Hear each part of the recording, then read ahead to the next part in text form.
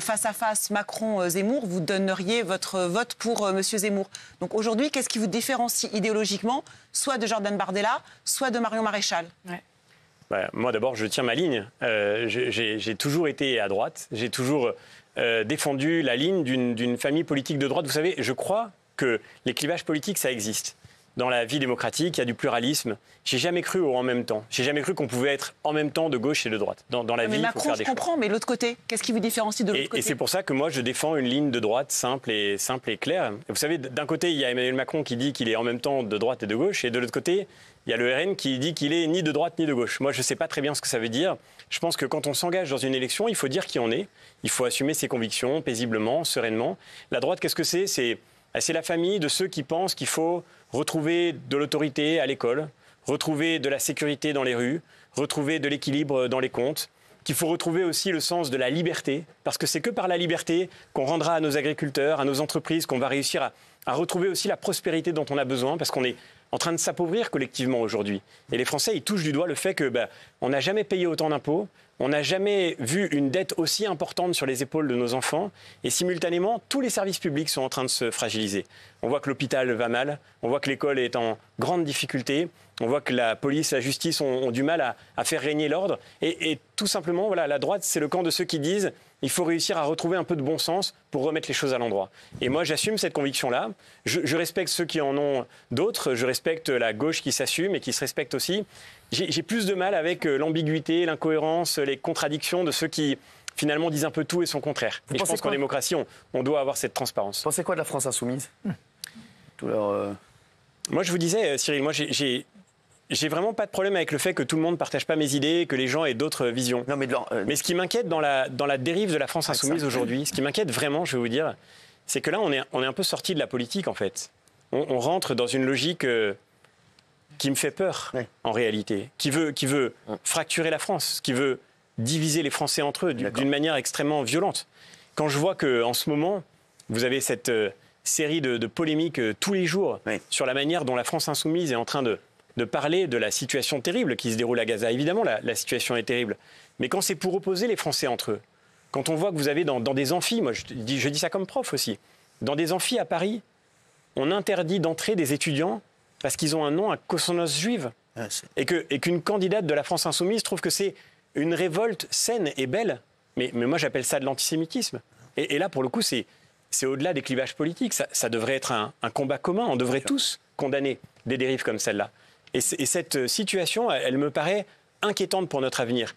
Parce que je crois qu'aujourd'hui, les Français, ils ont besoin de se rassembler, encore une fois, dans le respect de la diversité des opinions, des convictions, mais en tous les cas, de ne pas instrumentaliser ces lignes de fracture, de ne pas jouer avec le pire pour espérer en tirer un gain politique immédiat. Vous écoutez toujours du rap ou pas? Ça m'arrive. Vous écoutez qui en rappeur? Là, en ce moment, j'en écoute moins parce que j'ai moins le temps d'écouter de la musique, j'avoue. Mais parce que vous avez dit, hein, vous aimez bien le rap. Alors, comme vous avez un point commun avec Daniel Moreau, était au concert de Jules. Je suis sûr que Daniel écoute du rap aussi. Était au concert de Kobalade encore la semaine dernière. J'essaie d'avoir des places pour Jules. Qu'est-ce qu'il y a, Jules? J'ai essayé au concert de Jules, c'est une guinguette. C'est une guinguette à côté, ça n'a rien à voir. Jules, t'as une question pour eux? Vous êtes jeune, vous parlez bien, vous êtes sympa, vous êtes concret, ça j'aime bien. Ça part bien, mais... Pourquoi ça marche pas? Pourquoi vous êtes si bas dans les sondages? Pourquoi ça prend pas? Alors lui, il démarre toujours bien et puis ça finit toujours par une saloperie. Non, mais très respectueusement, mais c'est vrai que vous n'arrivez pas à vous imposer au niveau des idées. C'est une bataille difficile. Mais tout à l'heure, vous montriez les audiences des radios. Il y a des radios qui partaient de bas et qui sont en train de remonter. Exactement. C'est un travail de long terme. Voilà. Et moi, je crois que quand on défend des choses auxquelles on croit, on finit toujours par convaincre. C'est mon défi aujourd'hui. C'est le défi qu'on a ensemble.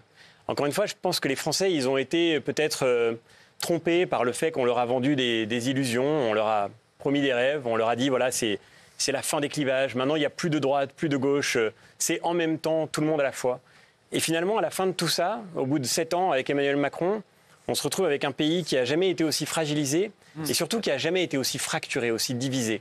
Moi, je pense qu'on a besoin de retrouver le pluralisme. Alors oui, c'est difficile de reconstruire ce débat démocratique. C'est difficile pour une droite raisonnable, sérieuse, qui essaye de porter des sujets de fond, de réussir à faire valoir ses convictions. Mais je suis convaincu que c'est la seule voie utile pour le pays. Et c'est pour ça que je fais ça. ce serait plus confortable d'aller là où les sondages sont plus hauts. Vous me demandiez tout à l'heure quelles sont mes différences avec d'autres. Voilà, moi je défends mes idées, je garde mes convictions. On peut ne pas être d'accord avec moi, mais ce que je dis aujourd'hui, je le disais hier, je le dirai demain. Je ne change pas comme une girouette, comme d'autres peut-être, qui s'adaptent au dernier courant sondagier. Et je pense que c'est ça aussi qui fait la noblesse de la politique. Ça compte aussi. Oui, Polska, vous avez une question ? Préparez-la, je vais demander à Jean-Mi. Ouais, je voulais savoir si vous aviez conscience, et j'imagine que oui, que beaucoup de Français, dont moi, pensent que députés européens, quelque part, c'est la bonne planque. Ouais. On les connaît pas, on sait pas ce qu'ils font, ils rendent jamais de compte, et on les voit finalement que juste avant les élections pour renouveler leur mandat. Qu'est-ce que vous pouvez faire pour changer ça ? Ça m'a frappé parce que j'ai déjà entendu ça il y a 5 ans, pendant que je faisais campagne. Moi, je n'étais pas du tout un professionnel de la politique, et j'allais un peu partout, et on me disait... Les députés européens, on ne les voit jamais. Alors du coup, j'ai fait ce que j'ai pu pour pouvoir rester sur le terrain. Et pendant 5 ans, toutes les semaines, je me suis obligé à aller partout en France. Ce n'était pas d'ailleurs seulement une obligation, c'était aussi génial d'aller parler aux Français partout dans le pays, en France, aussi dans les Outre-mer. La France, elle est grande. Et de pouvoir essayer de comprendre ce qu'ils vivent, d'aller dans les cours de ferme, on parlait des agriculteurs, d'aller dans les entreprises. Hier, on était avec Éric Ciotti, on était à Marseille. On a été rencontrer les habitants de la Castellane, de la Solidarité, pour comprendre ce qu'ils vivent tous les jours à cause de l'enfer que créent les trafics de drogue. Être sur le terrain, je crois que c'est ça aussi qui fait la politique. Et puis, rendre des comptes. Vous le disiez, il faut expliquer ce qu'on fait. On a travaillé tous les jours au Parlement européen. On s'est battu pour faire avancer les choses. Et moi, chaque semaine, j'ai publié une vidéo sur YouTube et sur les réseaux sociaux pour expliquer ce qu'on avait fait sur un sujet en particulier. C'est peut-être mon côté prof, voilà. Je pense que c'est important d'expliquer. C'est important d'essayer de rendre concret les enjeux politiques. Et c'était important pour moi, je ne suis pas vraiment devenu youtubeur, mais quand même, malgré tout, c'était important pour moi d'utiliser ces réseaux pour faire en sorte que ceux qui nous suivent puissent comprendre ce qu'on faisait, des voix qu'ils nous avaient confiées. Et je crois qu'aujourd'hui... La question de Polska, bien entendu, juste avant Guillaume. Oui, Gilles vous a demandé des explications sur le fait que vous étiez relativement bas dans les sondages. Comment vous expliquez que Jordan Bardella soit aussi haut ? Qu'est-ce que ça dit de la France, de notre société aujourd'hui, selon vous ? Je pense que les Français sont en colère. Ils sont en colère et ils ont bien des raisons de l'être. Et ils ont l'impression que pour dire leur colère, il faut voter pour le Rassemblement national. Et moi, j'entends beaucoup de Français qui me disent aussi, ça c'est une question super intéressante, j'ai beaucoup de Français qui me disent, vous savez, on a un peu tout essayé. On a essayé la droite, on a essayé la gauche, on a essayé le milieu. On a toujours été déçus. Eux, on ne les a pas essayés. Ouais. Mais aux élections européennes, c'est pas vrai. Il faut vraiment que vous sachiez ça. C'est pas vrai. Parce qu'en fait, en 2019, ils ont gagné le Rassemblement national. En 2014 aussi, ils ont gagné. Mais je vais vous dire... Ça fait 10 ans, Cyril, qu'ils gagnent les élections européennes. C'est-à-dire ça fait 10 ans que les Français leur confient le maximum de voix. Et qu'est-ce qu'ils en ont fait ? Qu'est-ce qu'ils en ont fait ? Qu'est-ce que ça a changé pour les gens ? En fait, les élections européennes, c'est juste une cartographie à un instant T de ce que pensent les Français. Et il y en a beaucoup qui s'en servent comme une dynamique. Il y en a beaucoup qui disent les élections européennes, si on est aux élections européennes, ça va être une dynamique pour 2027. Ou bien, si on est très très bas, ça va être compliqué de relancer la machine derrière et d'avoir des gens qui vont adhérer à notre parti ou à nos idées. Là, aujourd'hui, le Rassemblement national, Jordan Bardella à 32, lui, il se dit, après, derrière, pour nous, c'est une formidable, c'est un formidable tremplin. Et puis, c'est une dynamique incroyable. Glucksmann, qui est pas mal dans les sondages, pour lui aussi, ça peut être le début d'un truc. Donc, comme quoi, tout le monde peut réussir. Voilà. Donc, c'est vrai que voilà, c'est plus une dynamique. Je vous le dis, les Français, les élections européennes, franchement, ça ne changera rien à notre quotidien. En vrai, ça ne changera pas grand-chose. Non. Voilà, il ne faut pas dire ça, Cyril. Je me permets d'être en désaccord avec vous. J'ai le droit. Mais bien sûr, vous avez le droit. Fondamentalement, il faut que tout le monde soit conscient que ce qui va être décisif, c'est ce qui va se passer le 10 juin. Le 9 juin, c'est les élections, mais le lendemain, il y a un mandat qui commence. Et dans ce mandat, on va décider de toutes les questions concrètes qui engagent notre avenir. Et pour ça, il faut des députés qui soient là, qui soient présents. Vous le disiez, on élit des députés, mais on ne sait pas ce qu'ils font. Mais moi, je crois qu'il faut élire des députés qui travaillent. Vous savez, les Français, ils bossent. Ils savent ce que c'est que de bosser. Ils savent que le boulot, c'est évidemment difficile. Vous dites ça dans Bernard Montiel, il entend le mot travail, il sent pas bien. Tout le monde travaille ici. Oui, ça va. Vous avez une question ? Oui. Alors... Qu'est-ce que l'Europe prévoit de faire pour les jeunes dans ces élections ? Pas mal. Ça, c'est la question. Oui. C'est de vous ? Oui. Je n'ai pas de... Bravo. D'oreillette. Mais c'est une question super importante. Et Polska, mais bien sûr, vous avez raison de parler des jeunes. Parce qu'aujourd'hui, moi, ce qui me marque, c'est que c'est ceux qui sont aujourd'hui le moins concernés par cette élection, qui se sentent le moins concernés. Et ça, c'est un immense problème. Parce que je le redis, c'est notre avenir qui se décide. savez, les jeunes, aujourd'hui, ils sont inquiets de l'avenir.